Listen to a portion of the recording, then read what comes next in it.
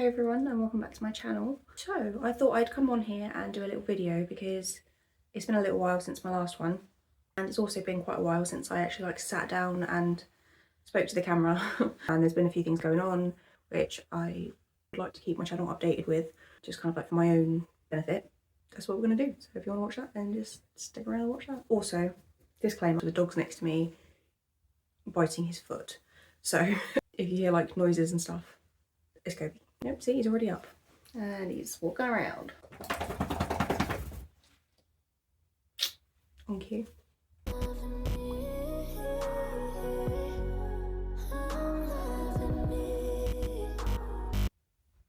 So the main update that I just wanted to get on here and chat about is mainly to do with my health.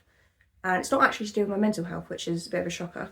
I mean, on that front, on my mental health front, I've been referred back to the mental health clinic because my mental health was so up and down again, the past few months, that it needs to be looked into again. I don't know if they're going to do an assessment for a different diagnosis or if they're just going to help me manage the symptoms that I have with the diagnoses, I don't know, that I have. But yeah, so I phoned them.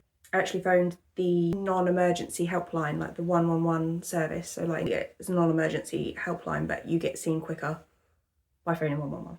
And I never like to push and be like, yeah, actually it is urgent, because I feel like there's always people worse off than me. And I was really bad, really bad, the worst I'd been in ages. I felt so let down, I don't know if that's the right word, but I was trying to ask for help and it was kind of just being brushed off oh, it's fine, you're not dying. I kind of got to the point where I was like, look, I'm not gonna be able to keep asking for help. If you don't help me, something bad's gonna happen. Basically, it was on the 15th of November that I phoned 111. It's now the 4th of January and I have been referred but still haven't heard anything. But because of the way my mood goes, I've been back up since then and I've been plodding along like normal, waiting to go back downhill again. That's what happens with me. I go up and down for absolutely no reason. And yeah, so at the moment, mentally, I'm not doing too bad. I could be better, but I could be a hell of a lot worse. So I'm doing okay on the mental front. Still mental, but doing all right. I don't know if part of the reason why I've been kind of okay is because my physical health has kept me busy. I mean, I'm never a well person. I've always got some cough or cold or ache or pain or whatever. I think I remember saying in my video where I just had a full-on meltdown that I was trying to get hold of the doctors for my mental health, but then in the process I had to go and see them anyway because I was bleeding, and it's way TMI, honestly way too much. But that's never stopped me before, so I'm just gonna go out and say it. This is so, am I actually gonna say this on here? I have no idea.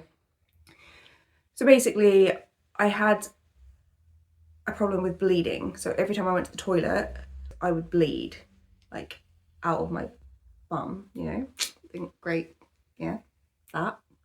And I'm not going to go into details of everything, but basically there was quite a lot of blood. It wasn't just a little bit when you wiped, it was dripping in the toilet.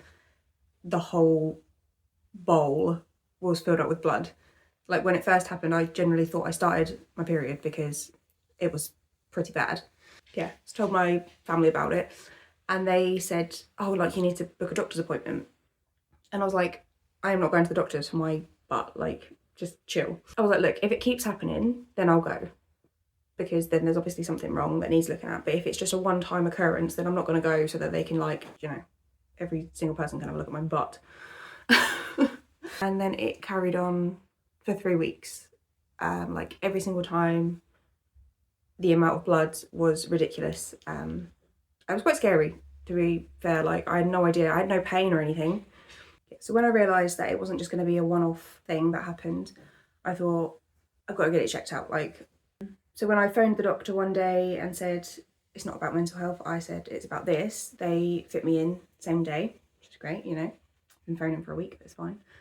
And then they asked me to do 2 stool samples, which was, let me tell you, that was great fun. That was the best thing I've ever done in my life. So yeah, I did one that was like testing for loads of other problems, and then also one that was for cancer. Yeah, and I think within 2 days they had contacted me that the colon cancer one had come back abnormally high, and that they needed to do further investigations. I think they say that the levels of blood per gram or something of stool sample is like, it should be below 10. So if there is any traces in there, if it's below 10, it's not really anything to worry about. But you shouldn't really have any traces in there if possible. And mine came back at 170 per gram. So there was a lot in there, basically. There was a lot of blood. So they were quite worried and they wanted to get me seen within 2 weeks, just in case. Obviously, it wasn't a sign that it was cancer. It's just they wanted to rule it out and kind of have like an investigation as to why that was happening. So within 2 weeks, they had booked me in for a colonoscopy, which was thrilling. So if you don't know what a colonoscopy is, it's basically a camera on a stick that they shove up your bum. There's no way to like jazz that up. That's basically what it is. And during that time that I was waiting for my colonoscopy, I managed to sprain my ankle. I was literally just stood. Harry was next to me and he was on like a raised step, and we were laughing about, because Harry's a lot taller than me. Harry's, was he 6'5" or something, and I'm 5'4". So there's like a big, I was gonna say age gap. Yeah, there's a big height difference between me and Harry. And he was like, whoa, could you imagine if, like when he was stood on this step, he was like, oh, could you imagine if I was this tall? Like, that'd be even worse. But I was in like little heel boots. And I was like, oh yeah, but that's not as bad as it could be. Because look, if I was in my flats, so I was stood, and I was like, look, if I was in my flats and turned my heel so that my leg was flat, and it just like, it made a pinging sound as I turned it. And I looked at him and I was like, I think I've just sprained my ankle. Like, something really painful. Tried to sit back down, and it was just, felt like water like gushing to my foot. Like, it was pretty painful. And he said, I'll try and put it up, like try and elevate it. And I couldn't really lift it up. And when I did try and lift it up, it was even more painful. So I was like, no, stuff that. That's, yeah. So basically, we're at the place that we were at. He ended up carrying me out like fireman's lift style into the car because I couldn't walk out. I was fairly certain, I mean, I've never broken a bone, and I've never, like, I feel like I've twisted my ankle before, but not bad, and I've never heard it make a sound. Instead of going like straight to the hospital, I thought it was just a sprain, so I said, oh, let's go home. And if in the morning it's still really, really painful, or it's more painful or something, let's go to A&E and get it x-rayed just to make sure that I haven't broken it. So that was the day before my birthday. And then I woke up the day of my birthday and it was so painful. Like, I couldn't walk on it. When I would walk on it, it would send shooting pains up my leg. Like, it was bad.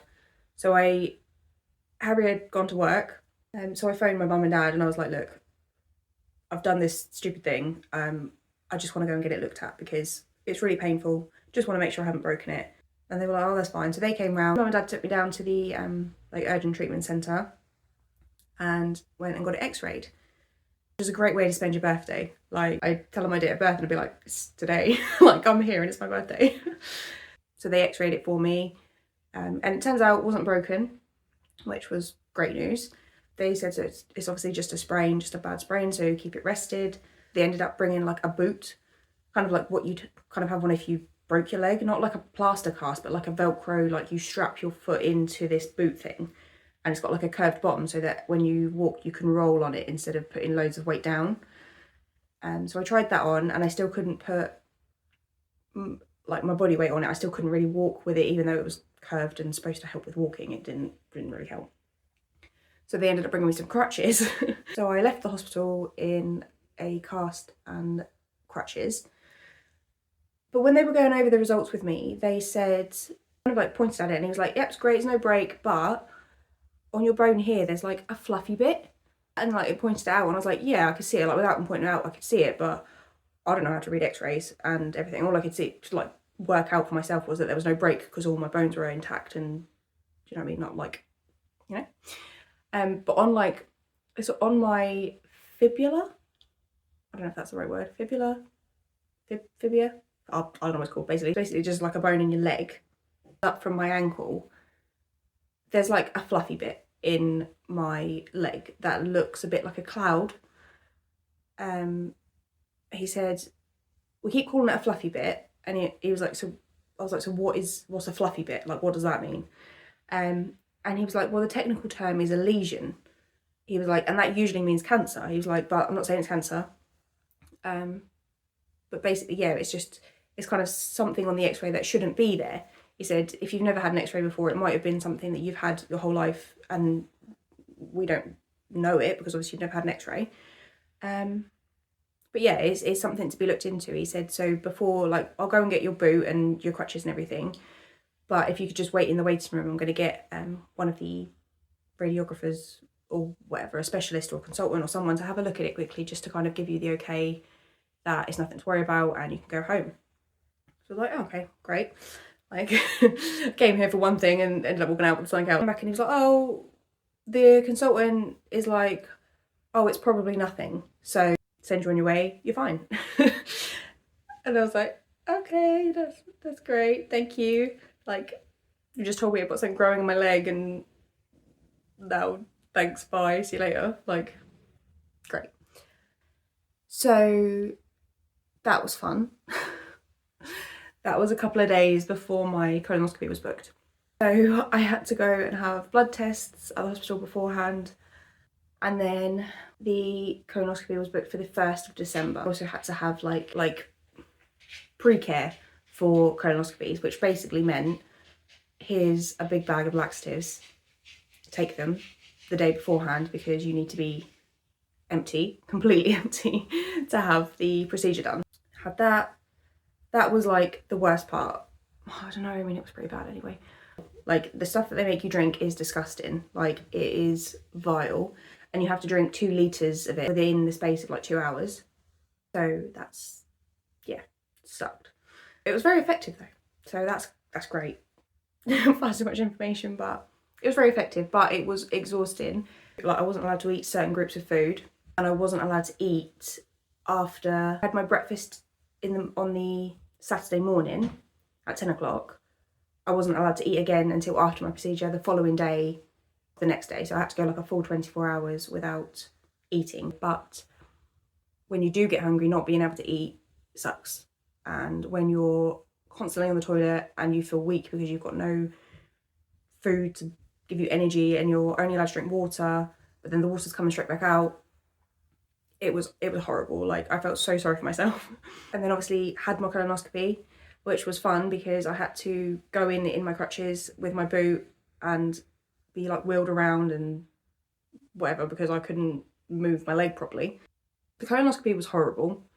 Like, I had basically like a cannula in my arm so that they could put pain relief and kind of like a chillaxer, but that's not really actually a tablet, is it? Basically something to keep me chill while it was thinking, because I asked them if I could get put out for it because I didn't really want to be awake when that was happening, like with all these people around me. But apparently they need you to be conscious so that you can move your body in the ways that they need you to move them, so that they can like get round all the whole colon that's like, you know what I mean? Yeah, so I had to be awake for it. So I was like, well, if I've got to be awake, then I am going to be drugged up, please, because I ain't doing that sober. Fentanyl and midazolam, and literally, like, as he was injecting it into me, I was like, flip, that's great, isn't it? Like, that's great. I'm glad I got that. Even still, it was painful, like flipping painful. They offer you gas and air pain relief because it is painful, and they know it's painful. So they try and do everything they can, but they said that obviously they've got like this bendy stick thing that's quite hard, trying to get around the bends of all your, like, oh, I don't know, but basically it was really painful. And I don't remember a lot of it, which I'm thankful for, but I do remember just being like, oh, that's painful, like. And they did say before they started the procedure that if they need to, then they'll take biopsies. So basically just like cut like a tiny little bit of my tissue of my inside and send it off for testing and stuff to see what's going on. So they did that as well, and they took 4 different biopsies. Yeah, and when I came out and like into recovery, I was just so hungry, like everything, because I was so flipping hungry. So then the colonoscopy was over, but it was okay, well, now I'm waiting for the results of that, which they said could take 8 weeks, and which I still haven't got back yet. So I don't know if that's a good thing or a bad thing, as well as being worried about my foot. So 2 days after I left the accident and emergency department, I got a phone call, and they just said, hi, you visited our treatment centre on the 29th. You had an x-ray. And I was like, yeah. We just wanted to let you know that the consultant on duty has had another look at it, and he's a bit concerned. He wants to refer you for an urgent MRI scan to kind of rule out anything sinister. I was like, oh, that's good, because I was wondering, like they just kind of said, oh, you've got this, but don't worry, you should be fine, and sent me on my way. So like I'm quite happy that you're going to look into it, because I'd like to know what it is. But yeah, she said, I just need to make you aware on the phone. She said, before I do the referral, the patient is aware that this could be cancer. And that's basically the reason why we're sending you for the like an urgent referral, is because that's what we think it is. So yeah, that was kind of like, oh crap. So I had that kind of going on in my brain, as well as the colonoscopy, as well as all sorts of stuff. But yeah, so they said that we're going to refer you to your GP. We're going to request that you have an urgent MRI, so you're seen within 2 weeks. And we're also going to refer you to a clinic that basically specialises in cancer treatment. So when you turn up for your appointment, don't be alarmed that you walk in and it's like recovery from cancer and blah, blah, blah. It's just it's just so that we can get you in quickly. So there was a whole lot of faff trying to get an appointment for that. So obviously the treatment centre requested that I was seen within 2 weeks for an MRI, but my surgery had to refer me. They wrote a letter to my GP. My GP then sent a referral to a hospital that isn't my local hospital. It was quite further away, but I was like, fine, if that's where they've referred me to, that's fine. And after 2 weeks, I still hadn't heard anything. So I phoned my GP, and they said that they'd refer me there because my local hospital didn't do 2-week wait referrals for MRIs. So then I phoned that hospital, and they told me that they hadn't received a referral. So then I went back to my doctors, and then they said, oh, it's been sent back as not accepted, even though when I phoned the hospital, they told me they had appointments within 2 days. So I don't know what was going on there. And they said, oh, don't worry, we've sent a new referral. But then they sent that referral to a completely different hospital, which again isn't my local hospital, it's even further than the other one. There, but they said that, oh, but because we've now sent a new referral, you have to wait 2 weeks from this referral date. So I was like, right, okay. So I waited 2 weeks for that. And at the end of coming towards the end of them 2 weeks, I got a phone call from that hospital being like, we've received a referral, but we have no idea what for. Have you been seen yet? Because you've got multiple different referrals on the system. Like basically we have no idea what's going on. So they said, can you phone your GP again, find out what's going on?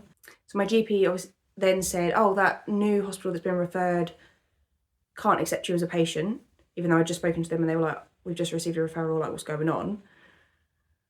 And then it went back to my GP, and then my GP had to send another referral to my local hospital, because we were like, look, you've referred us to a hospital that you've just told us doesn't do the 2-week waits, and you're trying to refer me for something that needs to be seen within 2 weeks, even though now it's been 6 weeks because I've been referred to 5 different hospitals by now. So we went into the doctors to try and get it sorted, and the receptionist in there was so rude to Harry. I literally just cut him off and was like, can you stop talking, please? I'm talking to the patient. But I wasn't even talking, it was Harry. So I don't know, he was fuming. Like, he was so angry with how she spoke to him. But basically, we just wanted to get to the bottom of it, because we were told that you need to be seen within 2 weeks because you might have cancer, and they're just like dragging their feet and, not getting on with it and whatever. So he was obviously like, look, I want her seen soon, please. So basically it was the whole palaver. But then 2 days after that, I got a phone call saying that I had an appointment booked with a consultant at my local hospital. So I went there, like, he looked at my leg and he was like, oh, so you're here because you've got a lump? And I was like, no, like, I'm here because they found something on the x-ray and they wanted you to look at it, basically. He's like, have you got any pain? And I was like, yeah, I've got pain in my leg. I was like, which I've had for a while, but I didn't think anything of it, really. And he's like, oh, well, that's just pain from your ankle injury. I was like, no, it's not. My ankle injury is fine. Like, I can jump, I can walk, like, I can do whatever I want to do on my ankle. My ankle's fine. The pain's in my leg. Yeah, so he wasn't very helpful, and he was like, oh well, we'll book you, we'll book you an MRI, just have a look, but it won't be for another 8 weeks. I was like, right, okay, fine, thanks, I'll take what I can get. Yeah, so then I was just kind of like prepared that I had to wait another 8 weeks for the appointment, and then randomly, like, we were doing food shopping a couple of days ago, and I got a phone call from the original hospital that they referred me to that said that they didn't receive my referral, and said that they'd received a referral and they wanted to book me in for an MRI. And I was like, right, okay, cool. So I didn't say I already had an appointment with my local hospital, because I was like, well, if they can get me in quicker, then I'd rather have it done sooner rather than later. And they're like, oh yeah, we can do it as quick as tomorrow. I was like, oh, great. Yeah, okay, cool, I'll have that then, thanks. So they booked me in for today. So I had it earlier today, which is what's prompted this whole video, by the way, after all this chatting and wherever you're, if you're still hanging on, then thanks. I went today and had it, but I've never had an MRI or anything like that, so I was a bit nervous as to like what to expect, but it wasn't bad. Like, there's no pain, it's not scary, it's noisy, they put headphones and stuff on you, but I think I was quite lucky because it's on my leg. They didn't have to put me all the way in, it was just like, it came up to like here, so I had my head out of it. I think if I'd have been inside it, I would have felt a bit claustrophobic because it's quite small, like it's literally like that close. So I asked about the results, and they said that they're going to send the results to the specialist hospital near me for like orthopedics and all that sort of stuff. So yeah, I'm currently awaiting 2 lots of test results. Well, 3 referrals, so mental health referral, which I still haven't heard from, the colonoscopy test results, so the biopsies that they took, I'm waiting for them, and I'm also waiting for the test results of my MRI that I had today, but I think my consultant said that they can take around 2 weeks for the results for them to come back. So I wasn't going to do a video on it until I got the results, because when they first kind of said, oh, it might be cancer, I was thinking, crap, like, I don't want anyone to know about this right now. Like, I don't know, I just wanted to keep it to myself so that if it's really bad, I can process it in my own time, instead of having like everybody being like, oh, how did it go, how did it go, how did it go, because that just stresses me out. But I feel like now that I've had my MRI, I don't know why I still haven't got the results, because it still could be bad, but I feel like now that I've had my MRI, I can kind of get on with my life until the results. There's no point in waiting around thinking that's it, like, I'm dying, which has basically been my running commentary for the last couple of weeks since all my different cancers. Like, you go on my NHS app, basically you go on there and it's literally just like cancer referral, cancer referral, cancer referral. So yeah, I've also been really, really tired, like unusually tired. I'm usually tired, like I'm always tired, because my brain is so busy that it just kind of exhausts you. But I've been unusually tired, I haven't been able to wake up. My appetite's not been very big. The only day that it was kind of big was like when I didn't eat for 24 hours, then I was like, look, I'm quite hungry now. Yeah, and obviously I've had pain in my leg, so that kind of keeps getting worse. Like, it started off just kind of like a tingly sensation. It kind of just felt like pins and needles, or like a really light burn. I don't know how to explain it, like in my leg. And then that feeling stayed there, but it's kind of like had pain start getting worse, like an achy pain. And the consultant, when I saw him at the hospital and said, look, I've got leg pain, he said, oh, where is it? And I was like, it's here. And he's like, what, not in your ankle? And I was like, no, it's here, and pointed to there. And he's like, well, that's where the x-ray is showing up something's wrong, so let's, like, that's why he was like, oh, let's definitely do the MRI then, because it's clearly something not right. Yeah, so I've been joking that I'm gonna go bold and like that I need to do a will. And I know that's not stuff to joke about, because that is some people's reality, and it might not be my reality, it might be, but it's just the way that I deal with it. So instead of being worried and stressed and sad about it, I will continue to make jokes in order to diffuse the situation. So if you hear me say anything like, oh, you know, that's funny or that's a joke or whatever, it's just my way of coping with the stress of the possibilities that might be ahead of me. I did a little video today of like sitting in the waiting room for the MRI and stuff like that, because if it is bad, then it will give me something to focus on other than the bad news, and you know what I mean, like just kind of get it out there. So if it is bad news, then I will vlog about it and I'll vlog my experience, and if it's good, then I will share that with you also. So yeah, that is why I wanted to come in here and do a little chatty video, because I didn't know where to start, because I didn't want to just sit down and be like, yeah, everything's fine, everything's normal, when it's not really at the moment. There's a lot of stress at the moment. So I thought if I sat down and chatted to you about it, got it off my chest, then any videos that I do after this will make sense if I mention something about my health or being bold, or do you know what I mean? So, or like turning into like I said about shaving my head and then turning into the guy from Breaking Bad and being bold and being a drug dealer. So yeah. Sorry that it's not a very interesting video, and I feel like I take ages to tell a story anyway, but there was a lot of information to try and fit in, so it's not the most exciting video. But yeah, that is my little health update on me, and I'll keep you posted on the rest of it. So yeah, thanks for watching, and I'll see you in my next video, hopefully. Who knows? I don't know. No, that's not right, that's too morbid, isn't it? I could be dead by then. I'm sure I'll make another video before I die, but just wanted to inform you of that. So that's it. Bye.